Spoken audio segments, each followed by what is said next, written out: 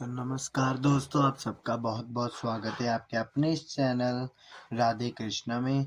दोस्तों, मैं जानता हूँ बहुत दिनों के बाद जो है वो मैं वीडियो डाल रहा हूँ। जैसे कि आपको पता था कि ठंड आने वाली है, तो इसलिए श्री कृष्ण जी के लिए मैंने जो इन्होंने पोशाक पहनी वो बना रहे थे, इसलिए वीडियो नहीं डाल पाए। लेकिन आज जैसे ही हमें समय मिला तो हम इनके लिए वीडियो बनाने आ चुके हैं। तो आज की हमारी जो वीडियो है वो होने वाली है श्री कृष्ण जी की पौराणिक कथा, जन्म की कथा होने वाली है। जन्म कथा उनकी आज मैं आपको सुनाने जा रहा हूँ। तो दोस्तों, बिना किसी देरी के हम अपनी आज की इस वीडियो को शुरू करते हैं। ओम भगवते वासुदेवाय नमः। भद्रपद कृष्ण अष्टमी तिथि की घंघोर अंधेरी आधी रात को रोहिणी नक्षत्र में मथुरा के कारागार में वासुदेव की पत्नी देवकी को गर्भ से भगवान श्री कृष्ण ने जन्म लिया था। ये तिथि उसी शुभ घड़ी की याद दिलाती है और सारे देश में बड़ी धूमधाम से मनाई जाती है। द्वापर युग में भोजवंशी राजा उग्रसेन मथुरा के राज्य करते थे। उसके आतताई पुत्र कंस ने उसे गद्दी से उतार दिया और स्वयं मथुरा का राजा बन बैठा। कंस की बहन देवकी थी, जिसका विवाह वासुदेव नामक यदुवंशी सरदार से हुआ था।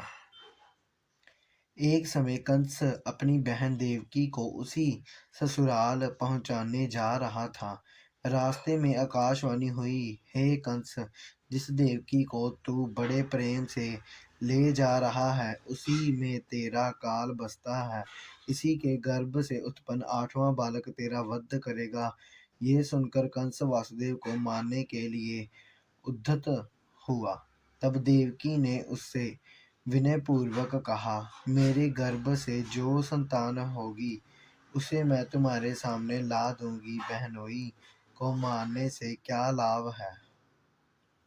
कंस ने देवकी की बात मान ली और मथुरा वापस चला गया।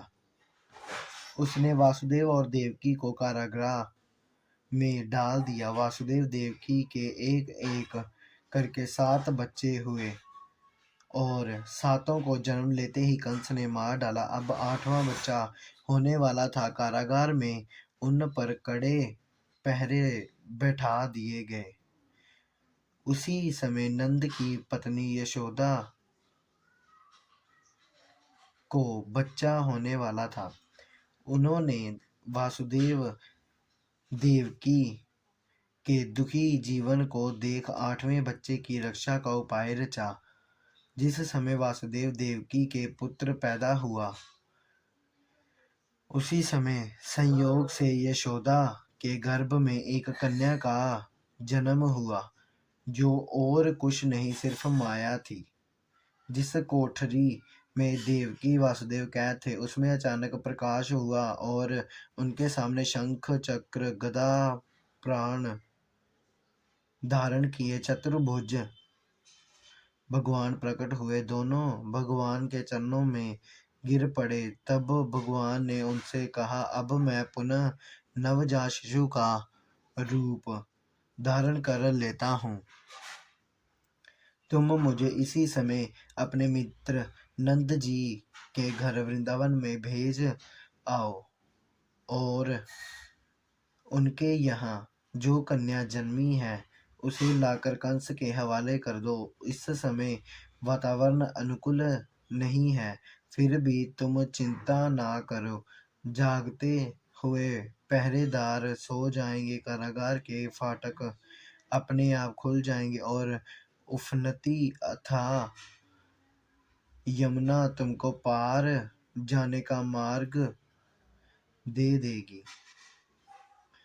उसी समय वासुदेव नवजात शिशु रूप श्री कृष्ण को सूप में रखकर कारागृह से निकलकर पड़े और अथाह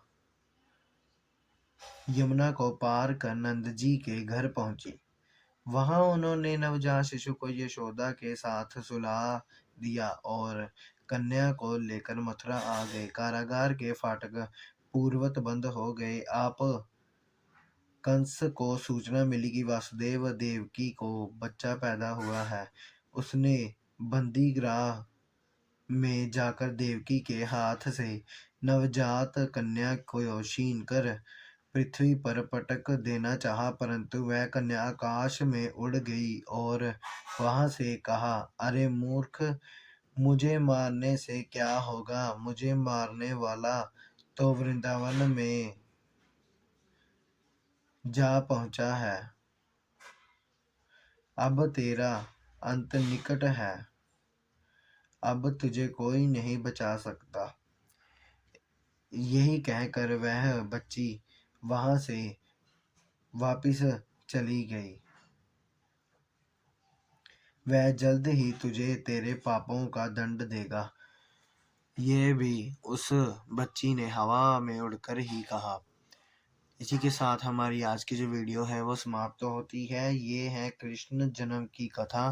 दोस्तों, आज आपने कृष्ण जन्म की कथा सुनी है, तो आपको ये वीडियो कैसी लगी कमेंट में ज़रूर बताना, और अगर वीडियो अच्छी लगे तो लाइक और शेयर ज़रूर कीजिएगा। चैनल को सब्सक्राइब करना बिल्कुल मत भूलिएगा। ओम भगवते वासुदेवाय नमः।